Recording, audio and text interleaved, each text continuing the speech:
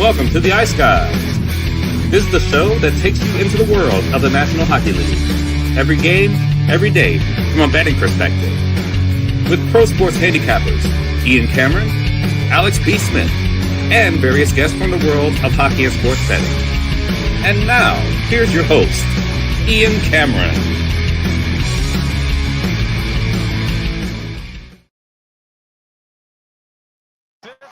.2 to go. Colorado the last 11 shot attempts. McCarr kept it in.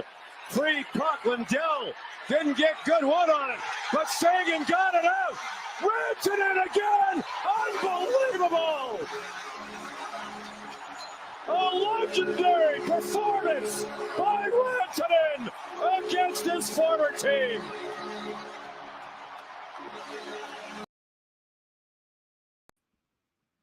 Welcome to the Ice Guys for Sunday, May the 4th. Ian Cameron and Alex B. Smith with you.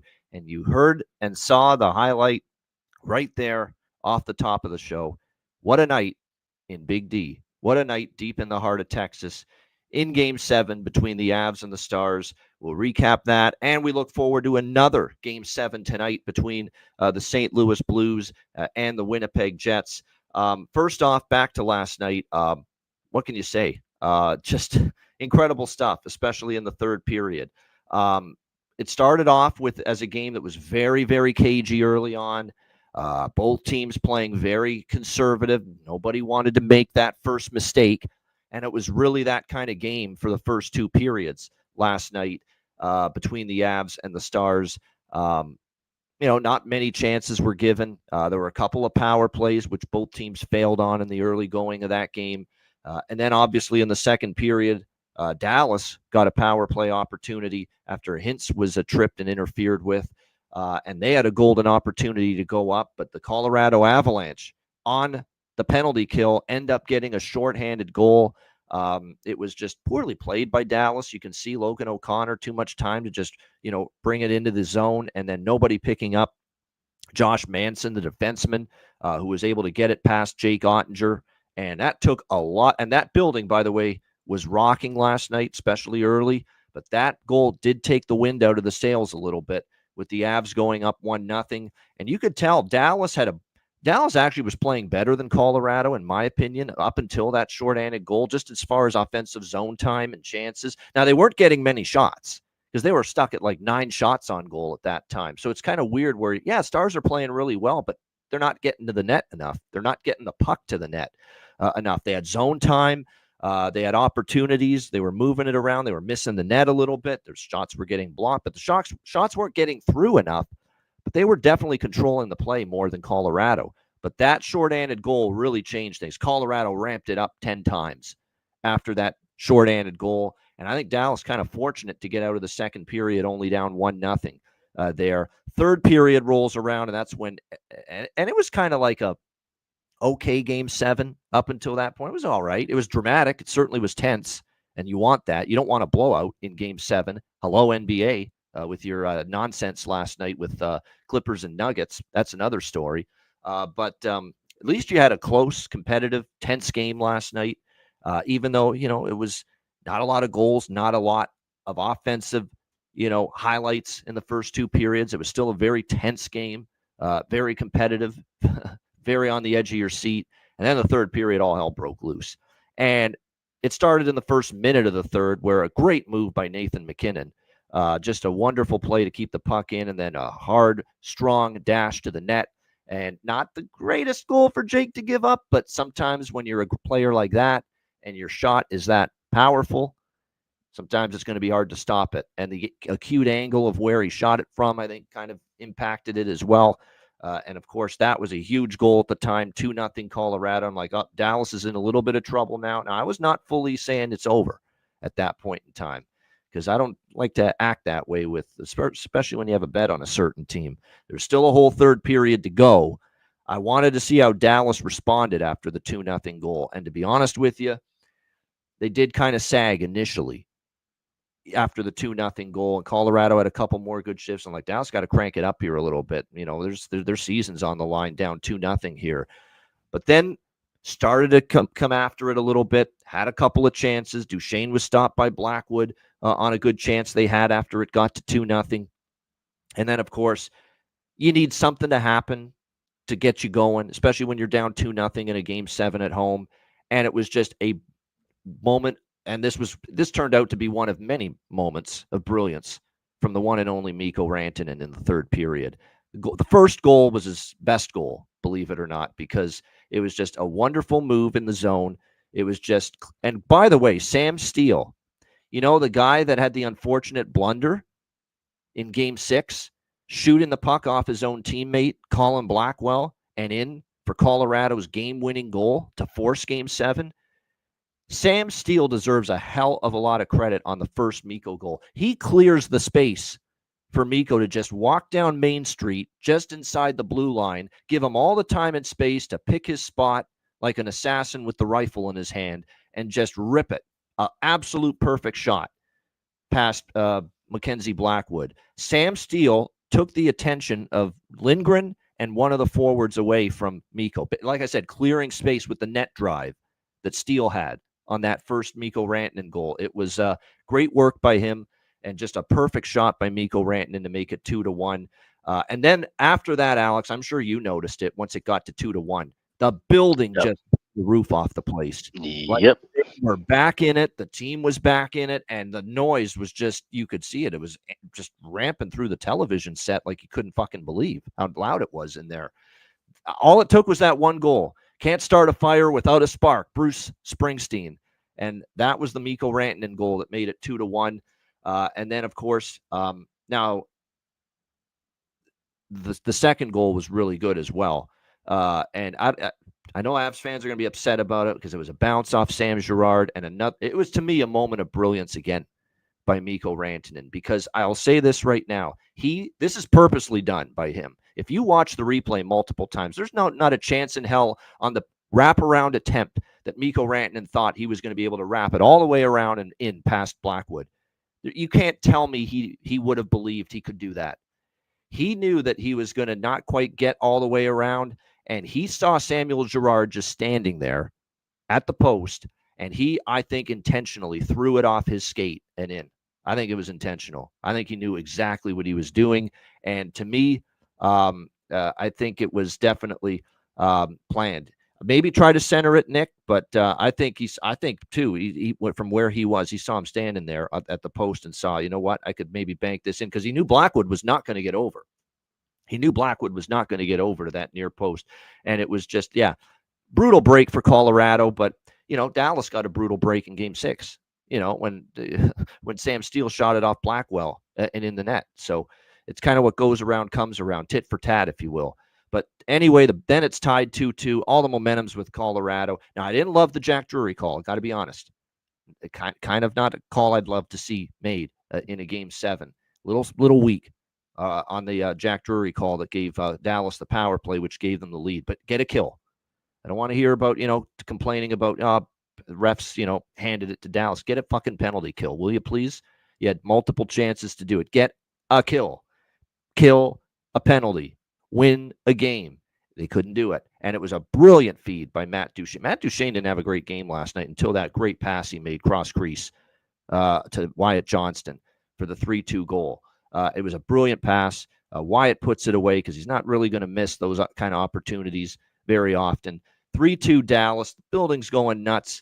And Colorado's got to make one last push for the tying goal. And, of course, it falls short. They had chances. Ottinger made a couple of real nice glove save snags in the final minute when it was 3-2. And then, as if it was not tough enough for the Avs and for the fan base, they watched Mikko Rantanen prance down the ice and put it away with the empty net to complete a third-period hat trick and a 4-point third period. All 4 points in the third period. 3 goals and 1 assist for Mikko Rantanen against his old team. And Dallas with just an unreal comeback to win 4-2, win Game 7. How about their coach, Peter DeBoer, who's now 9-0 in Game 7s? It's just remarkable. I'm at the point now where it's like an auto bet now, Alex. This guy's not losing Game 7. That was supposed to be his first Game 7 loss last night, because it sure at one point was looking like it. and he still saw his team come back and win Game 7. This guy's probably he's got a real chance to go up. Now, we don't know how many more Game 7s he's going to get a chance to play in, or coach in, I should say. But he may not lose one. I mean, that was supposed to be, that was setting up to be Peter DeBoer's first Game 7 loss as a head coach. Yeah. Still, Dallas got it done and came back. But Alex, I'll throw it to you. What can you say? Just an unreal third period and an incredible finish to that series.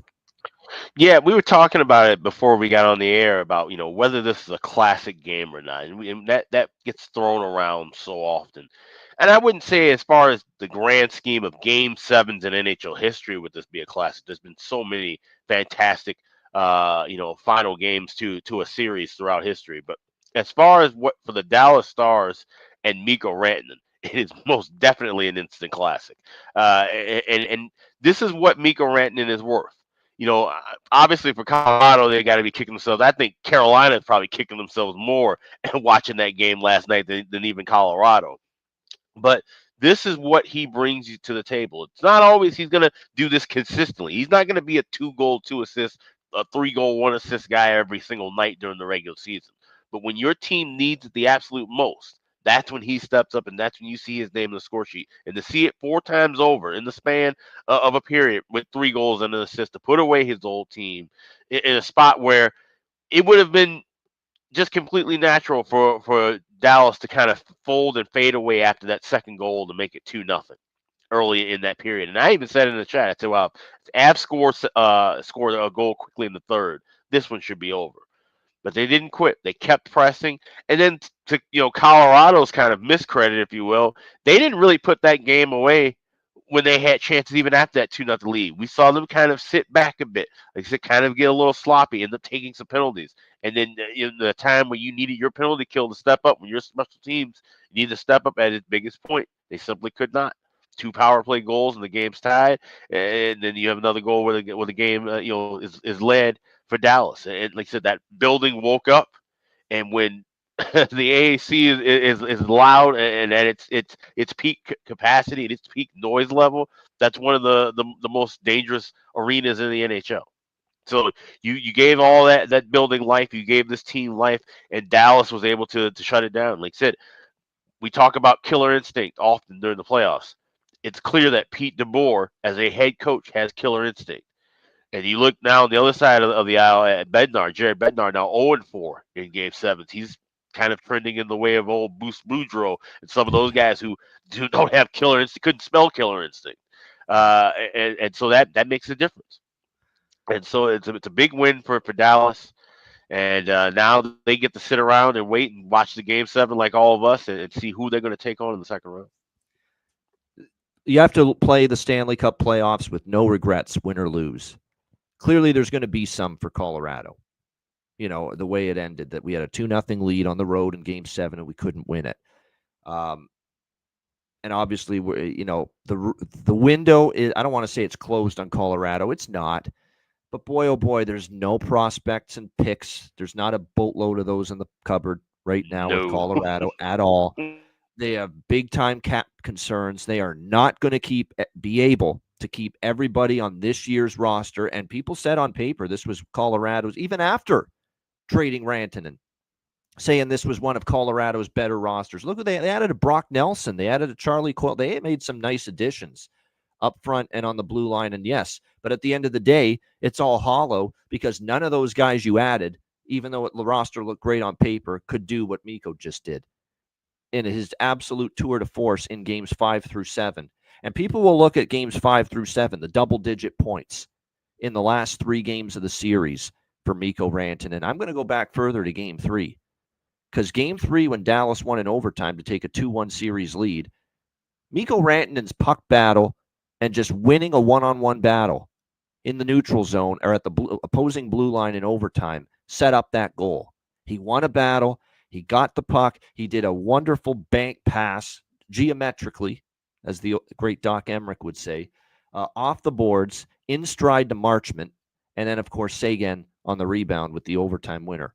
Or drop pass, I should say, to Seguin, and there he was with the overtime winner. But Rantanen set that whole thing in motion all the way back in Game 3 as well. So Like I said, just great stuff by the Dallas Stars.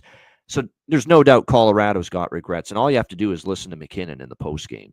I mean, it was just said that, they had their best defenseman out, one of their best forwards out. We still couldn't beat them. I don't know what we're going to do. That was what Nathan McKinnon said. I don't know what we're going to do. That is about as negative and just pessimistic and a quote as you could get, from probably your best player on your team. I thought he played great. I feel bad for McKinnon. I thought he had a hell of a game last night. Gets the second goal that at the time looked like it was going to be maybe the goal to push Colorado into the second round, but it was a tough night for a lot of the others. Like I said, Nelson, I mentioned Nelson Coyle, the telescope shirt may have to come out for those guys. Cale Makar couldn't hit the broadside of a barn with his point shot last night, missing the net left and right. You got to hit the net, man. You just have to, more than you did. I mean, you can miss the net every now and then. You can't miss the net every damn time, though, with the point shot on the power play or 5-on-5 for that matter in a game of that magnitude. You've at least got to force Jake Ottinger into making a save. And, just unfortunately for him, missed the net too damn many times, no doubt. So there's definitely regrets for Colorado. Dallas won't have regrets because they're moving on, but the regret for Dallas would be, and maybe they thought this in the comeback, maybe deep down in the recesses of their mind, Alex, they were thinking this when they were down 2-0, because it's easy to just tap out and say, it's not our season. We're no Robertson, no Heiskanen. Right. We've given it our all. We've got guys playing way more minutes than they've ever played before, especially on the blue line with Harley and Lindell and, Labushkin and CC and all those other defensemen have to play more minutes too. I think deep down in the recesses of their mind, what fueled them to come back and not give up was, God, guys, let's go. If we can get this one, we're going to the second round. And guess what's on the horizon? The possible return of Miro Heiskanen, the possible return of Jason Robertson in the second round against either St. Louis or Winnipeg. Don't squander this chance. We're going to have a chance to have a full-strength roster and full-strength team once again in the second round if we can find a way to get this done, to come back and beat Colorado tonight in Game 7. And I think that kind of went in to it as well. That if we get to the second, if we can somehow come back and win this and get to the second round, we're going to have reinforcements. Help is on the way. Remember Mrs. Doubtfire with that was the line from that movie with Robin Williams, the late great. Yeah, help is on the way in the form of Miro Heiskanen and quite possibly Jason Robertson too. And that's going to make you even more dangerous and stronger and better and more formidable going into the second round. So they didn't want to squander a chance to get to the second round, knowing that two of their better players were going to be on the horizon returning. And now they're not going to have to worry about it. They're going to the second round, the Dallas Stars, and likely going to get both of those guys back at some point in the series, maybe as early as Game 1 or 2 for Miro, because I know Miro Heiskanen is really, really close. So it's going to be interesting to see how quickly they come back. But what a win last night. And didn't I say yesterday on the show too? I mean, obviously cashing the best bet with Dallas. Great price too. Plus 145 was great. Didn't I say Wyatt Johnston would have a hand in it if Dallas won? I mean, he is just someone that shows up. And I know Mikko Rantanen is the number one star without a doubt. But Wyatt Johnston, I said, if they're going to win this game, he'll make an impact. And he gets the game-winning goal on that power play. So just an incredible third period, and congratulations to the Dallas Stars. Moving on to the second round, where they will face the winner of tonight's Game 7, and we're going to break it down right now. It's the St. Louis Blues and the Winnipeg Jets. I think Alex's screen froze. We'll see if we can get him back on here in just a moment. He's had internet issues, it seems, for eons now. There we go. He's back. Yeah, we hear you now. All right. Good. Yeah, but weather, provider issues, weather issues, you name it. Clear fucking day outside. I have no idea why my internet's being weird today. So. Yeah, not weather today. It's the provider now. But St. Louis and Winnipeg in Game 7. Cannot wait. And I was excited for last night, just as excited tonight. This has been a hell of a series. This has been a physical, nasty series. I mean, the hitting has just been incredible in this series. We've got Winnipeg minus 170, home favorites in Game 7. And this total, opened 5.5, and it's fallen to 5 here in this game. Now, last night, it was a stone cold under between Colorado and Dallas until the third period where all hell exploded. And, of course, it ended up going over the full game thanks to the Mikko Rantanen empty net goal that made it 4-2. But until the third period, that looked like it was going to be an easy under. Of course, my SGP in the game cashed, and it was this SGP that cashed for me last night in Colorado, Dallas was money in the bank last year in the Stanley Cup playoffs. We mentioned the same SGP last year in all the game sevens and how strong it was. You take both teams plus 2.5 goals on the puck line, and you tack on under 6.5 to it in a same game parlay. And it's usually around even money, or you got to lay a pretty small price with that. And it kept on cashing last year in the Stanley Cup playoff. Look at Game 7, the last time we did it before last night. Game 7 of the Edmonton, Florida series in the Stanley Cup final. Couldn't have been any easier with plus 2.5 both sides and under 6.5 in a same game parlay. The reason you got to do plus 2.5 is because you got to leave yourself wiggle room for empty net goals. You can't do plus 1.5. That's too risky. Plus 2.5 gives you the leeway in case someone scores an empty net goal like Dallas did last night at the end of that game. But it's been great. I'm going to be betting it again here tonight in this game with a caveat, though. I am a bit concerned that this game could have, like last night, either explode in the third period or just in general have more goals than some game sevens do, because it's kind of been trending that way in this series as far as goal scoring. It's turned into an over series here, especially all the games in St. Louis have gone over the total. The games in Winnipeg, not quite as much until Game 5 at Canada Life Center, where we saw 5-3 Jets. The first game in this, actually the second game in this series in Winnipeg to go over, because Game 1 was crazy. It was 5-3. And the only under we've seen, full game under that is, was Game 2 in Winnipeg. That's the only full game under that we have seen in this series. So this is a game where I'm going to break out two different SGPs. See if we can middle it as far as the total. Obviously, we're playing the plus 2.5s. St. Louis plus 2.5, Winnipeg plus 2.5, and under 6.5, which is minus. It's actually a little bit more of a price, minus 140. But like I said, still like it. More than happy to lay a minus 140 on that, plus 2.5s and under 6.5. And I'm also going to go the other way and go with the plus 2.5s paired with over 3.5. And that one is around minus 130 for that SGP. So we've got ourselves 3 goals of wiggle room and cushion here to get a middle. We can actually cash both same game parlays, and that's my goal here, to cash both of them. I'm looking to go 2-0 with these. Plus 2.5 both sides with under 6.5. Plus 2.5 both sides with over 3.5.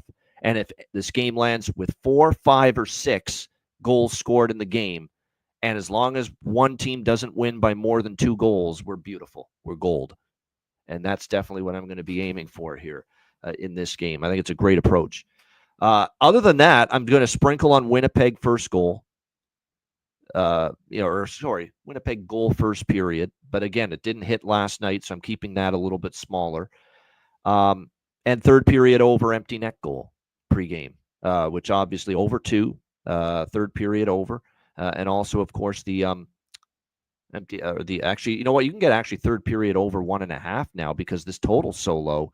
The third period over 1.5 is actually at a reasonable enough price. You could play it right now in the minus, as Addison says, minus 135 or so range with the third period over. Plus the empty net goal. It hit again last night. Now you could do this either empty net goal, but you know what I'm doing? And Jonathan kind of put this idea in my head to bet it this way. Instead of just betting for an empty net goal, bet both teams to get an empty net goal. It's going to lead to more profit, believe it or not. Betting the Blues and the Jets in this game to get an empty net goal. So that's the way I'm going to approach it here as well. Those are the pregame bets as far as sides or totals. The game itself, Mark Scheifele's out again. That was confirmed this morning. I know he took a spin around the Canada Life Center ice yesterday by himself. Kind of got people thinking maybe he'd be able to make a return in Game 7. That is not going to be the case. He is out once again for the Winnipeg Jets. So it looks like Scott Arniel, what's he going to do with his line? combinations? Is he going to keep it similar to what it was in Game 6, which was also a game the Jets played without Mark Scheifele? It does appear that way. Connor, Nemesnikov, Velarde, still the top line. Ehlers, Lowry, Perfetti, second line. Niederreiter, Barron, Appleton, the third line. Tanev, Toninato, and Iafallo, the fourth line. Interesting that Josh Morrissey, Dylan DeMello, Dylan Sandberg, Neil Pionk, Luke Schen's had a tough couple of games here. That was a tough game for him, I know, in Game 6. See if he can bounce back. He's an old veteran. Hayden Fleury is going to get one of the spots on that bottom pair. So it looks like Logan Stanley could be out, and he's a guy that I'm a little surprised by that with his big frame and that. But I think they're looking for a little bit more mobility maybe from the back end, and I think Hayden Fleury can maybe give you that just a little bit. So the Connor Hellebuyck issue, that's the elephant in the room. It's obviously what everybody and the media, and I'm sure the pregame show on both sides of the border, Sportsnet in Canada, TBS in the States, is going to focus on in the pregame discussion. Connor Hellebuyck, what are you going to get from him? And maybe the biggest pressure game he's ever played in his career. It is probably the biggest pressure game. Like, I can't imagine how much pressure is on him going into Game 7 tonight. Now, you look at his road numbers, they're abysmal in this series. You look at his home numbers, 3-0. I think he's got a 2.38 goals against average, which is very good. But you know what his save percentage is at home? It's I think it was 872 when I saw it. His home save percentage in the 3 home games. Do you know why that is? Even though his goals against is good, because he's not facing as many shots in Winnipeg. They've defended a lot better at home. They've played better team defense at home. Team defense has been bad too in St. Louis. It's not all on Hellebuyck. Hellebuyck's a big part of the problem, but they have not defended as a team as well, not even close, the Winnipeg Jets, in the 3 games in St. Louis in this series. That's going to have to change as well, and that's a product of it. They've defended well, and it's kind of, I don't want to say protected Hellebuyck, but it kind of has, because he hasn't had to face as quality chances, as many quality chances. He hasn't had to face as many shots, yet his save percentage is not great because he's still given up, goals, even with facing barely 20 shots in these home games. He gave up 3 goals in Game 1 to the St. Louis Blues here in Winnipeg, even though they won that game 5-3. The one game he shut them down was Game 2. 22 shots for St. Louis, and he turned aside 21 of the 22. That was probably the best game he's played in this series. We know he's been awful in St. Louis. We know that. And even the Game 5 against Winnipeg, where the Jets won 5-3, he only faced 19 shots. He gave up 3 goals on those 19 shots. 16 saves on 19 shots in Game 5. So I didn't love his game in Game 5, even though Winnipeg won that game at home. So yeah, they're 3-0 at home. Hellebuyck's 3-0 at home, and his goals against is still solid. But he's still, and not as bad on the road as he's been at home, but he's still not shutting the door completely. And I'm still seeing the one soft goal, the one bad goal go in, even in the home games. Like the Shen goal. I think it was Shen's goal, or in Game 5 against, no, that was Game 6 rather, but there was a goal in Game 5. It was Snuggerud's goal. Yeah. Jimmy Snuggerud, the 2-2 goal in Game 5 in Winnipeg. That can't go in. It's a terrible goal to give up. Now, they won the game, so people forget it. I don't forget it because I got to handicap this shit, and I got to look at everything that happens in the course of a game. That was a bad goal. You give up one of those softies tonight when the team is already feeling incredible tension because of early exits 2 years in a row in the first round, and you give up that bad goal tonight with the crowd obviously tense as fuck as well, you may not live to tell about it. Live for your season to extend to tell about it after tonight. Yeah, you were able to come back, and yeah, the Snuggerud bad goal in Game 5, and you still found a way to win the game. It's not going to be as easy with this mountain of pressure on your shoulders as a team, as a franchise. So, and it just seems he cannot get away, Connor Hellebuyck, from giving up one goal per game that he's absolutely got to make the save on and stop. So that's going to be the thing to watch for tonight.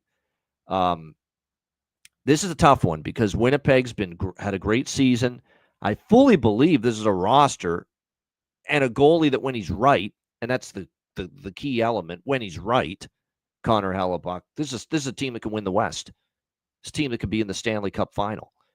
But this is also a team that could lose tonight and see their season end once again in the first round. So this is really tough.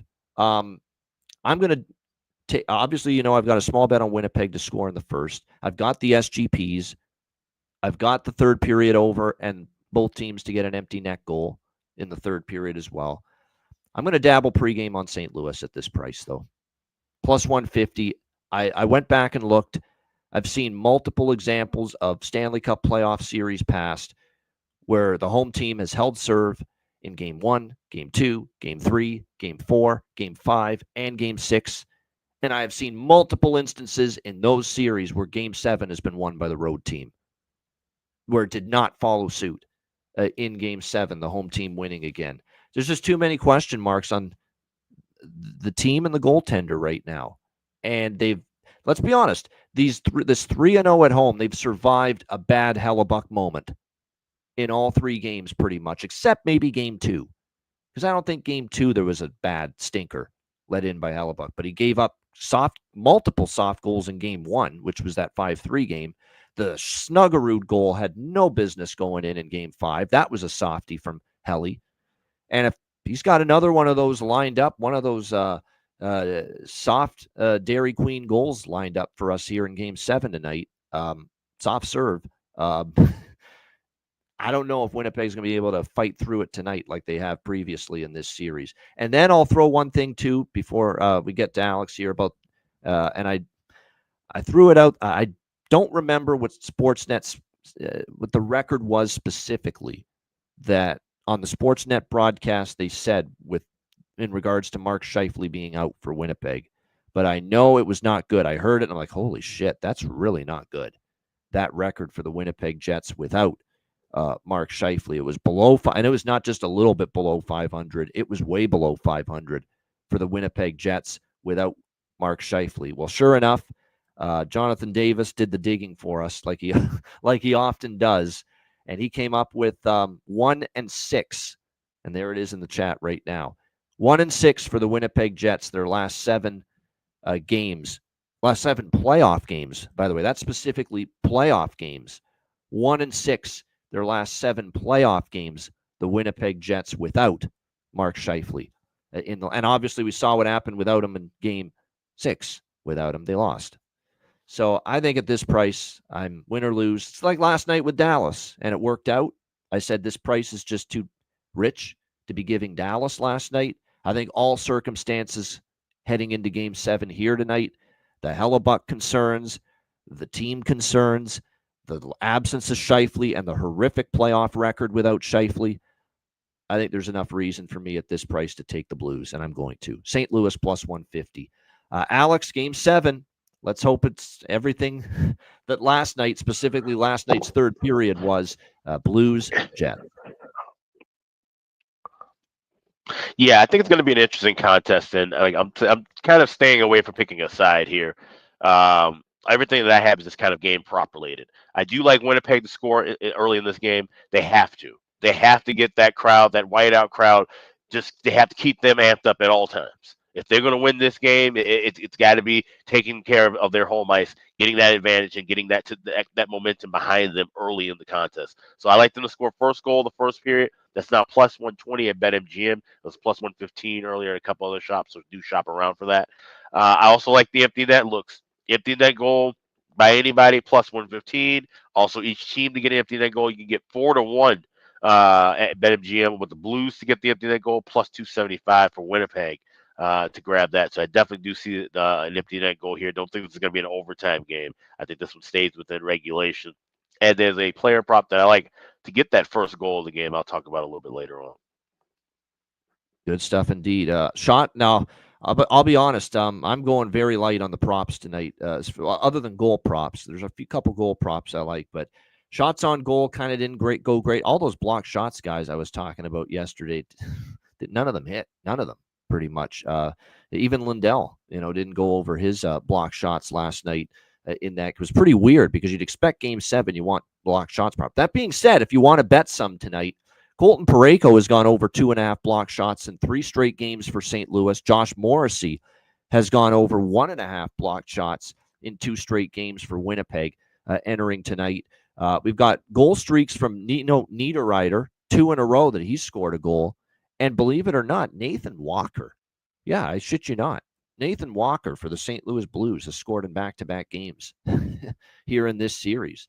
So you could Toropchenko kind of feels like worth a shot too, because we always talk about, it's someone unexpected. Look at Josh Manson, scoring a goal for, I know they lost, but still someone you wouldn't have expected to get to score a big goal like that, but Josh Manson did. So keep an eye on some of these under the radar type of players as far as that goes. We have to bet Cam Fowler to get a point again. It's simple. 7 games in a row with a point. All of them, I think, except for one, have been an assist.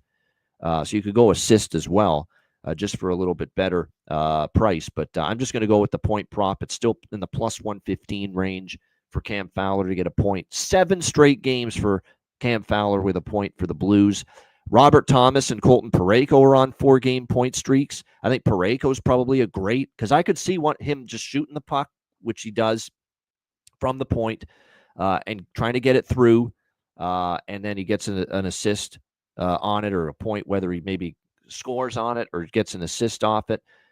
Colton Parayko, again, 4-game point streak, and you're getting a great price with him, plus 190, as far as a point prop tonight in this game. Niederreiter, Snuggerud's done a lot of his good work at home, more so than on the road, but still 2 games in a row with a point. Niederreiter, 2 games in a row with a point. Nemesnikov, who is now up on that top line with Scheifele's absence, playing with Velarde and Connor. Nemesnikov's on a 2-game point streak. And Mason, there's another guy that could be one of those guys that's an unsung hero for the Jets tonight. Mason Appleton, who's had 2 games in a row with a point as well for the Winnipeg Jets. So those are definitely some names to keep an eye on. I've got a bargain bin in mind, bargain bin special for this game. I'm going to mention it in just a bit. It's also, I think, going to be, because Alex and I think Perlo as well, we're in this Puck Luck Cup competition, and it's the first round's over, and then, of course, the winners move on is the way they're doing it. And I've got a winning record. I've done pretty well in this first round, and profitable, plus units in this first round. But the guy I'm head-to-head with, he's like won 8 in a row until last night. So I'm trailing him by like 2 units. So I got to go for the gusto in that with a bigger plus price bet on to try to win and beat him. So I'm going with my bargain bin special of the night as my Puck Luck Cup selection today. Same here. So, stay tuned for that. Yeah. I'm not doing as well as you are. I'm like 3-11 in the tournament, but if I hit my bargain bin, I will win, and I think I'll have like second most units in the. I feel like Colorado. In that Puck Luck Cup selection, I feel like Colorado in that tournament. I'm stuck with Dallas in the first round. You got to be shitting me. Yeah. I'm stuck with this fucking guy. NT Ryder is his Twitter handle in the first round.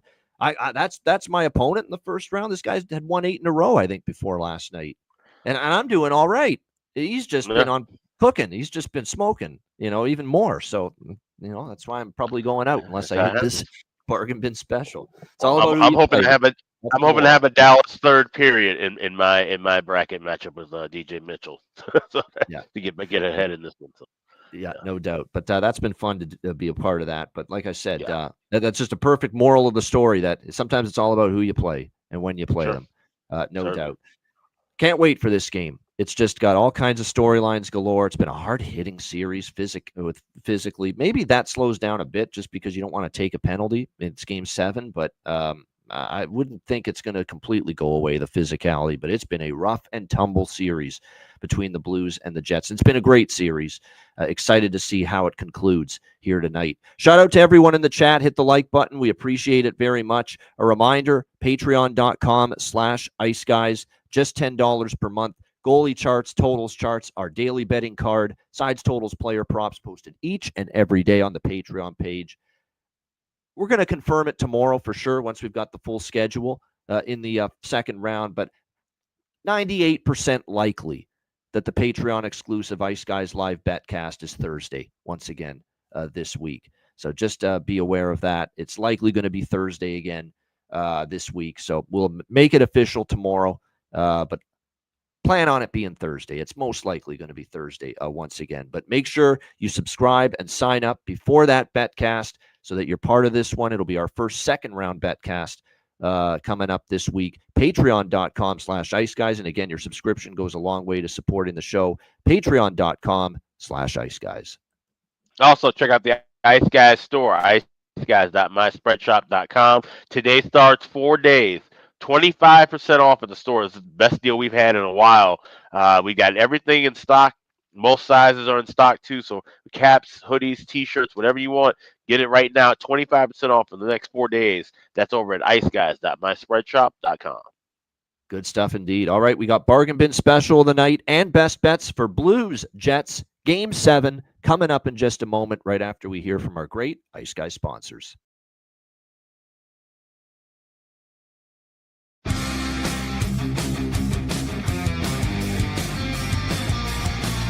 Support for the Ice Guys podcast is provided by Boston Hemp Incorporated, Tailgaters Social, and a big thank you to all that subscribe to the Ice Guys Patreon page.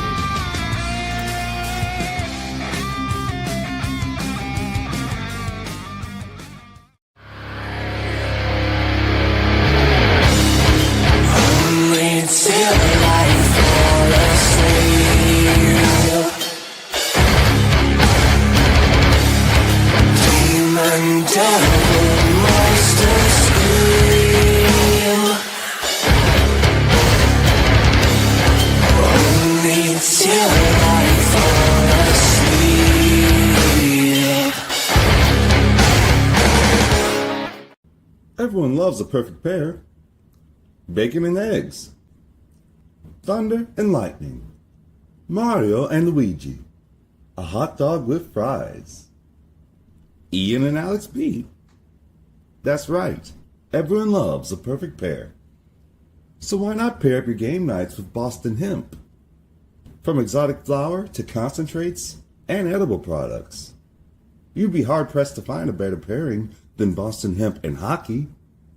Check them out today at bostonhempinc.com.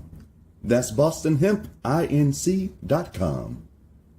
Boston Hemp Incorporated, the official smoke sponsor of the Ice Guys.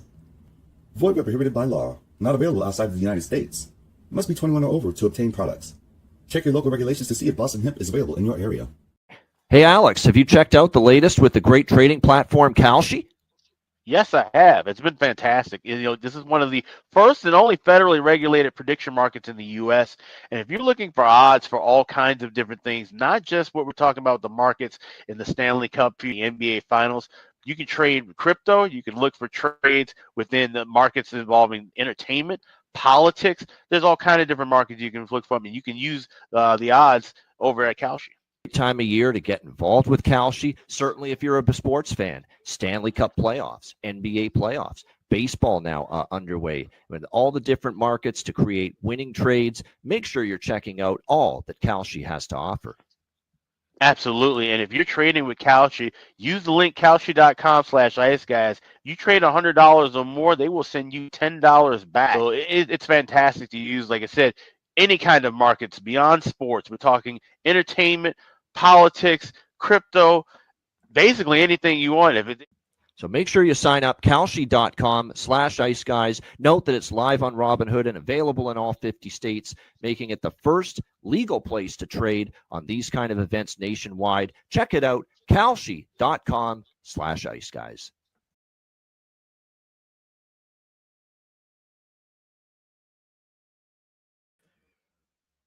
Shout out to all our great sponsors, Boston Hemp Inc., 20% off using the promo code IceGuys at bostonhempinc.com. And, of course, the great trading platform. Make sure you give it a try, kalshi.com/iceguys. All right, bargain bin special of the night. It's another Game 7. St. Louis, Winnipeg. Alex, what do you like for bargain bin special? It is important, very, very important that Winnipeg gets on the board first.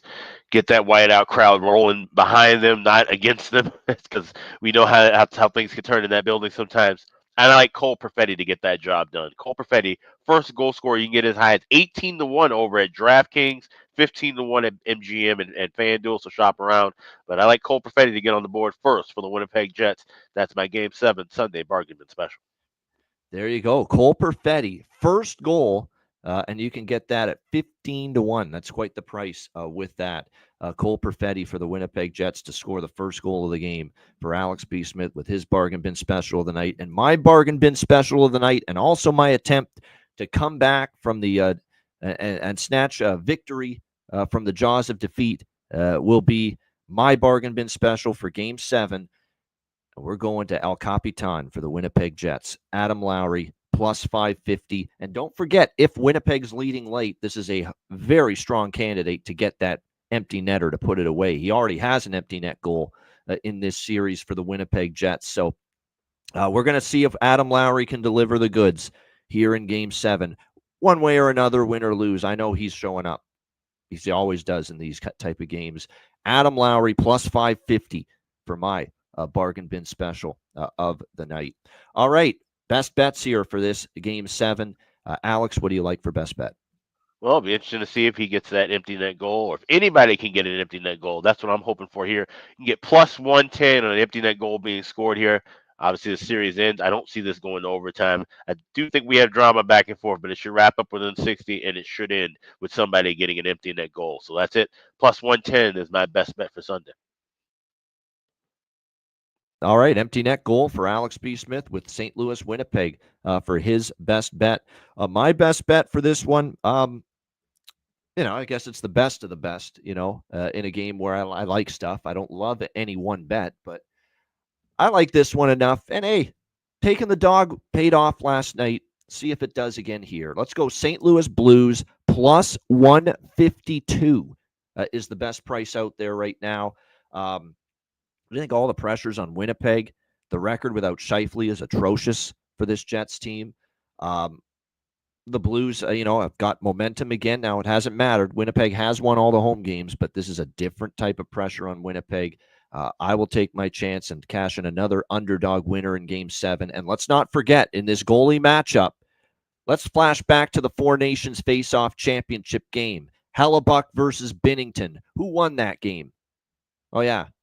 The Blues netminder did. Jordan Binnington. I think he can get it done again. St. Louis, plus 152 against Winnipeg for my best bet. Shout out to the chat. Hit the like button on the way out. Now, Alex is going to be away for a few shows this week as he travels back. But we're lining up the week to have some, people on to join me throughout the week. Obviously, we're going to have Perlo in his Monday and Wednesday spot. Matt Robinson, barring anything unforeseen, will be with us Tuesday and Thursday.